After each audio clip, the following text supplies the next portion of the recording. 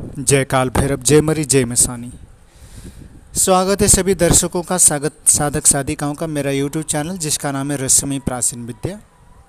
और मैं हूँ आप लोगों का चिर परिचित, मैं पंडित मधुर कृष्ण शास्त्री।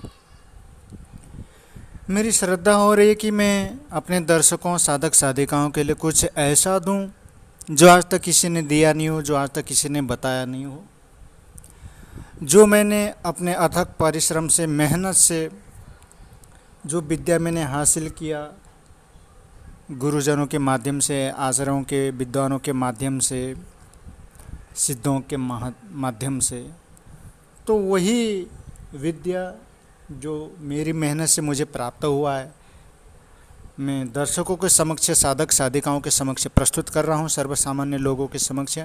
आशा करता हूँ इससे लाभान्वित होंगे और ढोंगी, पाखंडी, ये जो जितने भी लुटेरे बैठे हैं, इनसे बचेंगे और बचने में मदद मिलेगा। तो इसी आशा के साथ चलिए अपनी वाणी को मैं विस्तार देता हूँ। आज मैं जो प्रयोग बता रहा हूँ, मैं दावे के साथ कह सकता हूँ कि आज तक किसी ने यूट्यूब में नहीं दिया होगा और दिया भी नहीं है और ना कभी कोई देगा। हाँ, वो बात अलग है कि मेरी इस वीडियो को देखने के बाद जब अपलोड हो जाएगा, कोई दूसरा चैनल वाले कोई इसकी कॉपी करता है, हूबहू नकल उतारता है, कॉपीराइट करता है, तो वो बात अलग है। बाकी मेरे अलावा ये कोई नहीं देगा ये जो प्रयोग मैं देने जा रहा हूँ, और ये रियल है, फेक नहीं है। देखो, एक होता है श्री चक्र और दूसरा होता है भैरवी चक्र, ठीक है। और भैरवी कई प्रकार की है, कई प्रकार के भैरव है, शमशान भैरव है, काल भैरव, बट कई प्रकार के भैरव है। ऐसे तो कहते हैं कि वामन भैरव है, वामन वीर है। वैसे तो भैरवी की कोई अनगिनती, इनकी कोई संख्या नहीं है, कितने रूप है जाने। ऐसे भैरवी है, शमशान भैरवी है, वो बहुत ही खतरनाक उग्र है। खैर छोड़ो। तो या तो श्री चक्र या फिर भैरवी चक्र, दोनों में से किसी एक को ले लो। एक को बना सकते हो। एक पतला कागज़ लेना, वो लाइनिंग वाला नहीं होना चाहिए, प्लेन कागज़ होना चाहिए, कोरा। मदार जानते हो? मदार बोले तो आँख, जिसे अकोड़ा भी कहते हैं। मदार की एक टहनी लेनी है, लेकिन उसे लेने की विधि भी ऐसा नहीं कि जब मन में आया और मुंह उठा के चल दिया और तोड़ के लाया बगीचे में, जंगल में, खेत खलियान में जा कर के। नहीं, हर काम को करने के लिए एक प्रोसेस होता है, प्रोसेसिंग के अनुसार हमें वर्क करना होता है। तो जब हम ऐसा नहीं करते, रॉन्ग करते हैं, तो मिस्टेक करते हैं, तो उसका जब फल उल्टा विपरीत मिलता है, नहीं तो फिर हम लोग अपने कर्म को, अपने क्रियाकलाप को दोष नहीं देते, तंत्र मंत्र यंत्र को ही दोष देते हैं। तो ये हमारी मूर्खता है, ठीक है ना। तुम लोगों की मूर्खता है, ऐसा मत करो। मदार की जो कलम, जो टहनी, चाहे किसी भी वनस्पति को लाओ, शनिवार के दिन शाम को नहा धो करके पूजन सामग्री लेकर के, हल्दी की गांठ, कलावा, रोली मोली, चावल है, बतासा है, नैवेद्य, एक लोटा जल, धूप दीप ले जा करके उनको निमंत्रणा दे के आना होता है, स्नान करा के। फिर रविवार को जा करके उसको लाना होता है। आते जाते समय किसी से बोलना नहीं होता है। वैसे रवि पुष्य नक्षत्र में लाया जाता है। रवि पुष्य नक्षत्र क्यों? क्योंकि ये सभी नक्षत्रों का राजा है। 27 नक्षत्र है ना, तो उन नक्षत्रों का क्या है? राजा है। तो अब ऐसा संभव नहीं है, तो किसी भी रविवार को ला सकते हो। कहने का मतलब है शनिवार को इवनिंग टाइम में, शाम को नहा धो करके जाओ, उसको निमंत्रणा दो, फिर रविवार को सुबह जाओ और अपनी परछाई पढ़ने मत देना। आते जाते समय उसको छुपा के लाओ और गंदी जगह से मत आना। आते जाते समय किसी से बोलना नहीं है। और रविवार के दिन भी नहा धो करके जाओ, उसी हिसाब से पूजा करके उसको जो है लेके आओ। ला करके फिर घर में पंचामृत से स्नान कराओ, गंगा जल से स्नान कराओ, गूगल लोबान की धोनी दो, उसकी पूजा करो, तब जा कर के टहनी को काम में लेना चाहिए। ऐसे फल मिलता है, तब चमत्कार दिखता है। ऐसे तोड़ के नहीं लाना है। इज्जत दो, तुमको भी वो इज्जत देगा। खैर, मदार की कलम लेके आओ, यानी कि एक टहनी लेके आओ, टहनी बनाओ, ठीक है ना, लाल रंग की, ठीक है ना, लाल रंग का स्याही बना लेना, उसमें रोली वगैरह केसर मिला लो, ठीक है। मिला लिया, फिटकरी और सुहागे का चूर्ण छिड़क दो और कपड़े के ताबीज में बंद करके काले धतूरे, जो काला धतूरा होता है ना, एक होता है तो वाइट जिसमें सफ़ेद फूल खिलता है, और एक में जो है जो काला होता है उसकी उसमें क्या है कि बैगनी कलर का जो है फूल खिलता है।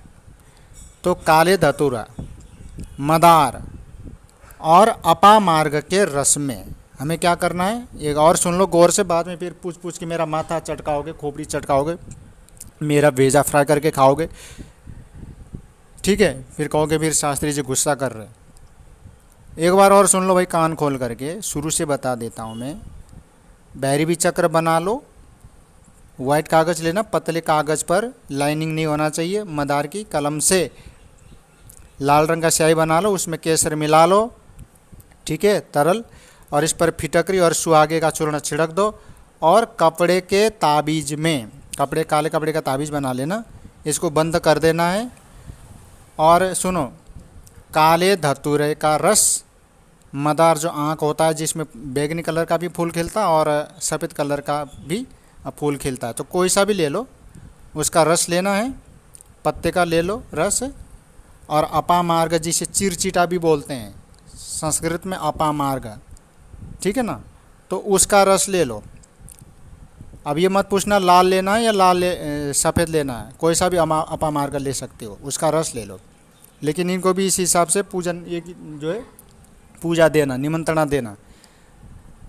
तो इनके रस में, रस एक साथ मिलाना नहीं है, अलग अलग रस में, अपामार्ग के रस में अलग अलग रस में डूबो कर, जैसे आज एक रस में रख दिया तो 24 घंटे तक उसमें डूबो, फिर दूसरे दिन दूसरे के रस में 24 घंटे, फिर तीसरे दिन तीसरा जो रस है अपामार्ग उसमें, यानी कहने का मतलब तीनों रसों में, अलग अलग रस में अलग अलग तुमको 24-24 घंटे तुमको भिगो देना है।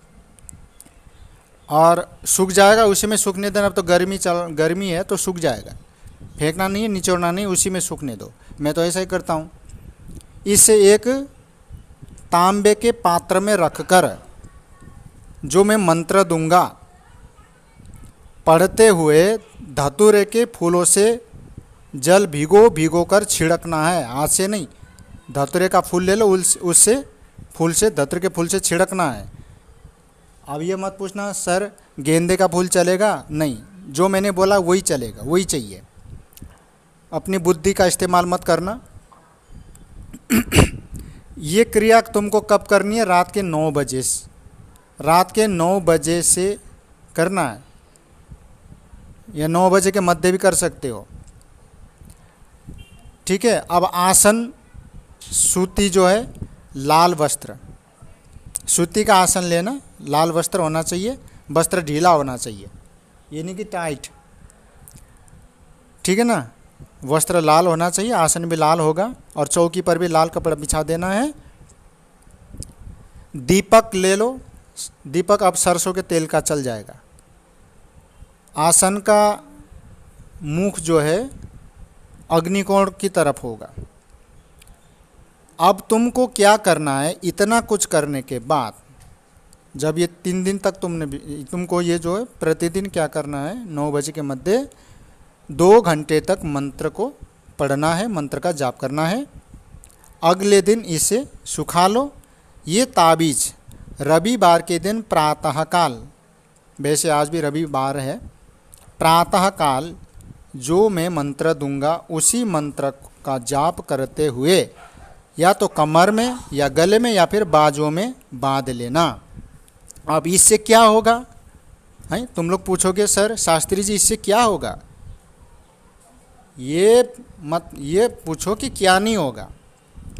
ये ताबीज़ तुमको कोई बना के नहीं देगा, कहीं मार्केट में कोई अगोरी, कोई तांत्रिक, कोई मुल्ला मौलवी कोई बना के नहीं देगा, ना तुम कोई मार्केट में मिलेगा, ना किसी तीर्थ स्थान में।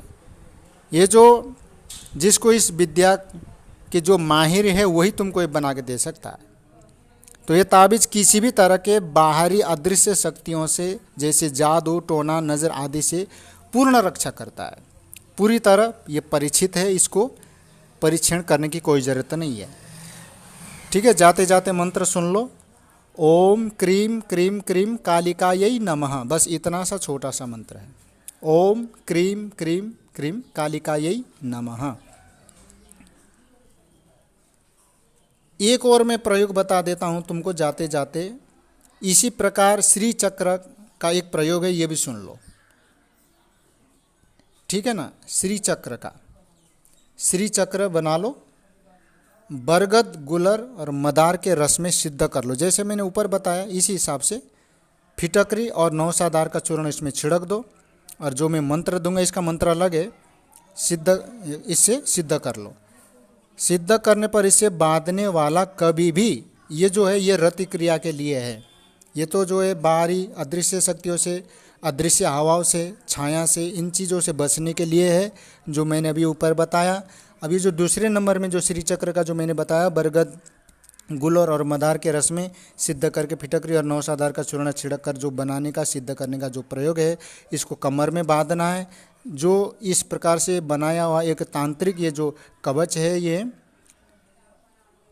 ये कमर में बांधो, पुरुष के लिए है ये, तो रति क्रिया में वो कभी भी नहीं हारता है। तो इसका मंत्र ये है, ओम क्लीम क्लीम क्लीम कामायनी नमः।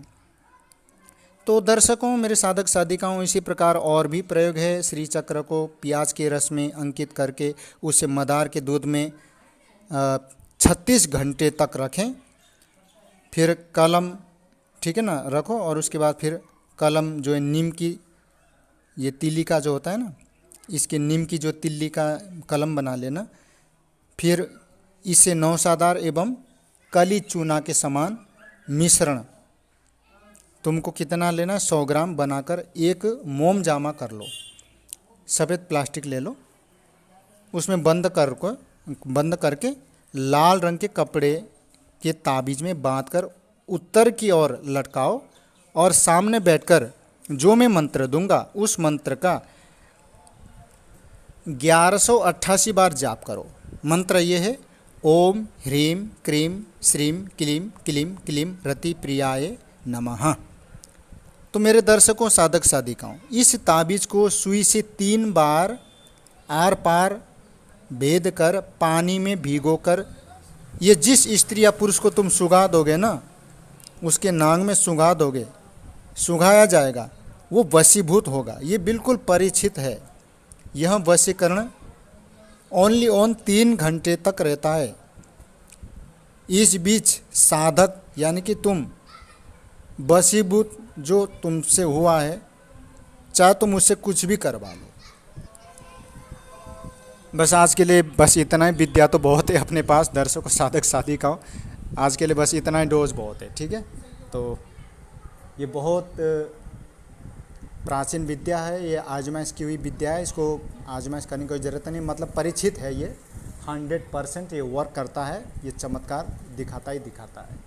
ये इसलिए मैंने बताया कि किसी ढोंगी पाखंडी बाबाओं के पास जाकर के पैसा लुटाने अच्छा तो खुद करो और चमत्कार देखो, ठीक है। तो आज के लिए बस इतना ही। जय माँ शमशान काली, जय काल भैरव।